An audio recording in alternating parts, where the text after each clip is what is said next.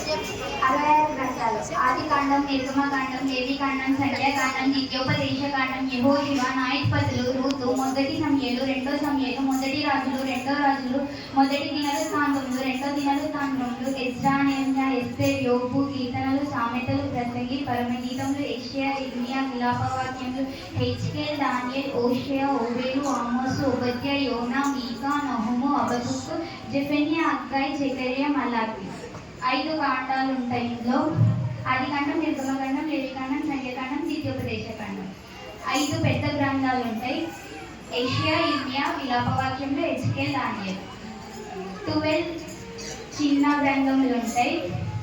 హోషేయ, ఓబేలు, ఆమోసు, ఓబద్యా, యోనా, మీకా, నహూము, హబక్కూకు, జెఫన్యా, Haggai, జెకర్యా, మలాకి. క్రొత్త నిబంధన. మత్తయి, మార్కు, లూకా, యోహాను, అపోస్తలుల కార్యములు, రోమా, మొదటి కొరింథీయులకు రాసిన పత్రిక, రెండో కొరింథీయులకు రాసిన పత్రిక, గలతీ, ఎఫెసీ, ఫిలిప్పీ, కొలసీ, మొదటి తెస్సలోనిక రాసిన పత్రిక, రెండో తెస్సలోనిక రాసిన పత్రిక, మొదటి తిమోతికి, రెండో తిమోతికి, తీతుకు, ఫిలోమోనుకు, హెబ్రీయులకు, యూదా, మొదటి పేతురు, రెండో పేతురు, మొదటి యోహాను, రెండో యోహాను, మూడో యోహాను, యూదా, ప్రకటన.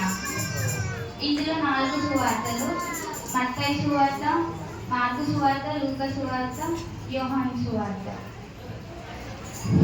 కొండల తట్టు నా కన్నులు ఎత్తుచున్నాను, నా సహాయం ఎక్కడి నుండి వచ్చును? యెహోవావలనే నాకు సహాయం కలుగును. ఆయన భూమి ఆకాశమును సృజించిన వాడు. ఆయన నీ పాదమును త్రొట్టిల్లనీయడు. నిన్ను కాపాడువాడు కునుకడు. ఇశ్రాయేలు కాపాడువాడు కునుకడు, నిద్రపోడు. యెహోవాయే నిన్ను కాపాడును.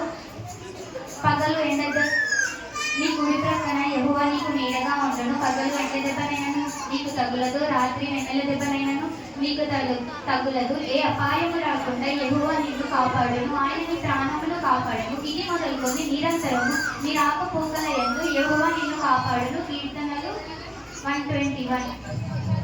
దుష్టుల ఆలోచన చెప్పున నడువక, పాపుల మార్గమున నిలవక, అపహాస్యులు కూర్చున్న చోట కూర్చుండక, యెహోవా ధర్మశాస్త్రమందు ఆనందించుచు దివారాత్రము ధ్యానించువాడు ధన్యుడు. అతడు నీటి కాలువల యోరాను నాటబడినదే, ఆకు వాడక తన కాలమును ఫలమిచ్చు చెట్టు వలె నుండును. అతడు చేయనంతయు సఫలమగును. దుష్టుడు అలాగునుండగా వాని చెదగొట్టు పొట్టు వలె నుండును.